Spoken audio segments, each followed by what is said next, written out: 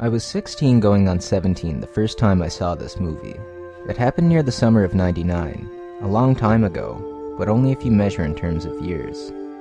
Stand By Me. This is one of my favorite films of all time. I was first exposed to it in high school while learning about film appreciation during a radio and television course, which sparked my initial passion for filmmaking. Shout out to my RTV people.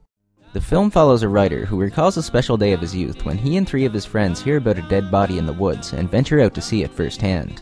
Along the way, the group deals with bullies, adults, and their own emotions, making for one of the most profound coming-of-age films of all time. It's set in the 50s, and while it's very accurate to that era in audio, dialogue, and visuals, it feels very much like an 80s movie to me, mainly because it reminds me of my own youthful adventures in the 80s. This film really is a journey. It feels less like a movie and more just following a group of kids as they follow the train tracks and have one of those magical summer days that lasted forever, before we had things like internet and mobile phones. Tone-wise, this film jumps around a bit. While for the most part it's pretty upbeat and fun, with scenes like a campfire story about a pie-eating contest that turns puke fest, or an unexpected swim that results in getting leeches to the dick. But also has a cheer of deep and intense moments, like dealing with a mentally unstable father, being trapped in a train's path, or getting leeches to the dick.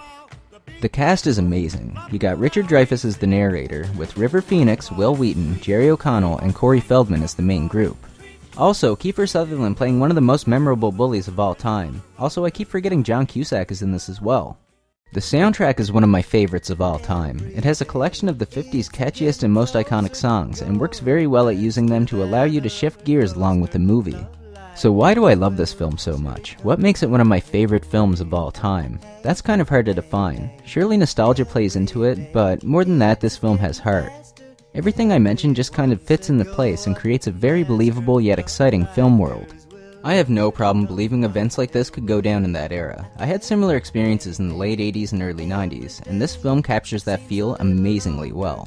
Hopefully it goes without saying that I suggest checking out this film and sharing your thoughts in the comments below.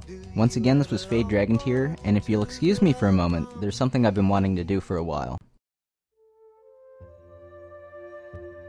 As time went on, the actors moved on to other projects until eventually they became known for other films. It happens sometimes. Actors go in and out of jobs like busboys in a restaurant.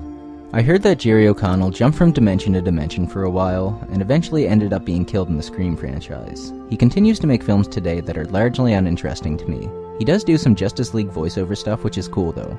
Corey Feldman went on to fight Kiefer Sutherland again in vampire form in the best vampire movie of all time. Last I heard from Corey, he was making horrible music videos on YouTube.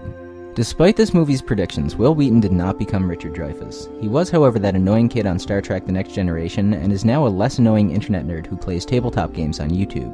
River went on to play the iconic role of Indiana Jones for The Last Crusade, and enjoyed a very prestigious career until his tragic drug overdose-related death in 1993. No matter where these guys end up, I still appreciate each of their performances almost 20 years later, and I will continue to do so, forever.